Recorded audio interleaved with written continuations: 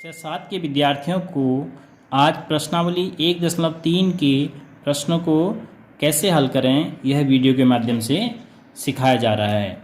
तो प्रश्न संख्या 1, निम्नलिखित गुणनफलों को ज्ञात कीजिए। विभिन्न प्रकार के पूर्णांक आपको दिए हैं जिनको हमें गुणा करके क्या उत्तर आएगा यह पता करना है। ए है 3 गुणा ऋण 1।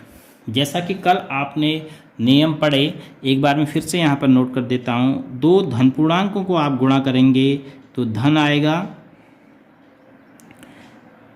एक ऋण पूर्णांक है और दूसरा धन पूर्णांक है तो ऋण पूर्णांक आएगा।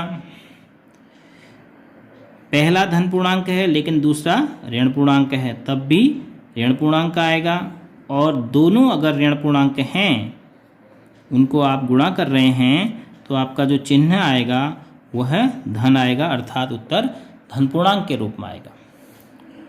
तो इन नियमों को अगर आप ध्यान में रखेंगे तो ये काफ़ी आसान हो जाएगा। जैसे यहाँ पर हमें गुणा करना है, 3 का चिन्ह धन अंडरस्टूड है और 1 का चिन्ह ऋण दिया है, तो धन को हम ऋण से गुणा कर रहे हैं, अर्थात ये वाले कंडीशन है। तो दोनों पूर्णांकों के चिन्ह क्या हैं, अलग अलग हैं, तो उत्तर क्या आएगा, ऋण में आएगा और इन दोनों को गुणा कर देंगे, 3 1 का 3। अब इसी प्रकार बी, एक ऋण पूर्णांक है दूसरा धन पूर्णांक है, दोनों अलग अलग चिन्हों के पूर्णांक हैं तो उत्तर ऋण में आएगा। तो 225 एका 225। उसके बाद सी है 21 गुणा ऋण 21 गुणा ऋण 30। दोनों पूर्णांक एक ही चिन्ह के हैं तो उत्तर धन में आएगा। लिखने की आवश्यकता, धन चिन्ह लिखने की आवश्यकता नहीं है, तो 0 का 0 और 21 तियाँ कितना होगा 63, तो ये धन का आएगा, जिसे लिखने की आवश्यकता नहीं है। यहाँ पर भी देखिए दोनों चिन्ह ऋणात्मक हैं, यह भी ऋण पूर्णांक है यह भी ऋण पूर्णांक है, तो दोनों का गुणा होने के बाद 316 1 का 316 आएगा और किस चिन्ह का आएगा, धन चिन्ह का आएगा। फिर ई इंटरेस्टिंग है। ई जो क्वेश्चन है, ई बहुत बार कंपटीशन एग्जाम में भी पूछा जाता है। देखो बीच में इन्होंने 0 से भी गुणा किया है, तो आप किसी भी संख्या को अगर गुणा करें और बीच में कहीं 0 से गुणा करना पड़े तो उत्तर क्या आएगा, 0 ही आएगा। क्योंकि 15 और 18 को मैं गुणा भी करूं तो फिर उसको 0 से गुणा करना है, तो कुल मिलाकर क्या हो जाएगा, वो 0 हो जाएगा। अब बात करते हैं एफ की। इसमें 3 पूर्णांक हैं, एक ऋण पूर्णांक, दूसरा ऋण पूर्णांक, तीसरा धन पूर्णांक। अगर मैं इन दोनों को गुणा करूंगा तो चिन्ह क्या आ जाएगा, धन आ जाएगा, क्योंकि यह भी ऋण पूर्णांक यह भी ऋण पूर्णांक। फिर यह क्या है, धन पूर्णांक, तो लास्ट में उत्तर धन पूर्णांक में ही रहेगा। अब हमें इन तीनों को गुणा करना है, तो 10 से गुणा करने की तो कोई आवश्यकता नहीं है, हम 0 बढ़ा देंगे। 12 को 11 से गुणा करेंगे तो 12 11 देखो 12 दशम 120, 12 11 120 में 12 जोड़ेंगे तो 132। इन दोनों को मैंने गुणा कर दिया। फिर 10 से गुणा करने का मतलब 0 बढ़ा देना। किसी भी संख्या को 10 से गुणा करने का मतलब उस संख्या में आपको केवल क्या करना है, 0 बढ़ा देना है।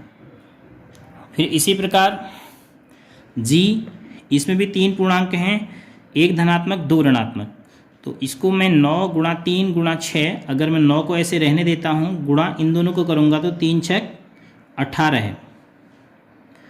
तो ये ऋणात्मक तो 18 का चिन्ह धनात्मक आया। फिर आप 18 नम 162 धनात्मक ही आएगा। एच, इसमें 3 ऋणात्मक पूर्णांक हैं और आपको बताया था जब भी ऋणात्मक पूर्णांक विषम बार गुणा होंगे, 3 बार गुणा हो रहे हैं, तो उत्तर क्या आएगा, ऋणात्मक पूर्णांक के रूप में आएगा। वैसे भी समझिए इन दोनों को गुणा करेंगे तो धन आएगा। फिर जो भी ये आया धन उसको ऋण 4 से गुणा करेंगे तो अंत में ऋण ही आएगा। तो अब गुणा करते हैं, देखो कैसे, 5 को 20, 5 को 20 में हमें 2 मिल जाएगा, 0 हम साइड कर लेंगे तो 18 दूना 36।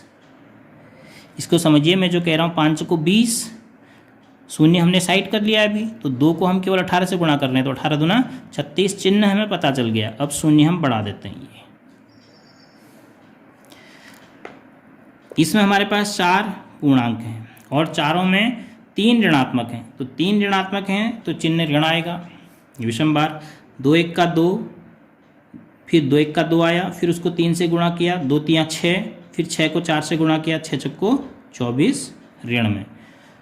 इसी प्रकार इसको हम गुणा करेंगे, इसमें 4 के 4 ऋणात्मक पूर्णांक हैं तो उत्तर धन में आ जाएगा, क्योंकि ऋणात्मक पूर्णांक 4 बार हैं गुणा हो रहे हैं। विषम बार नहीं है, अब सम बार हैं। तो 2 1 का 2, 6 दूना 12 और 12 तियाँ 36 और चिन्ह आएगा धन, जो कि लिखने की आवश्यकता नहीं है। तो इस प्रकार हम पहले प्रश्न का हल करेंगे। इन नियमों का बहुत महत्व है और आप अगर 2 लाइन में याद रख सकते हैं तो सिंपल सी बात है कि जब भी विपरीत चिन्ह के पूर्णांक गुणा होंगे तो गुणनफल ऋणात्मक होगा, समान चिन्ह वाले पूर्णांक गुणा होंगे तो गुणनफल धनात्मक होगा।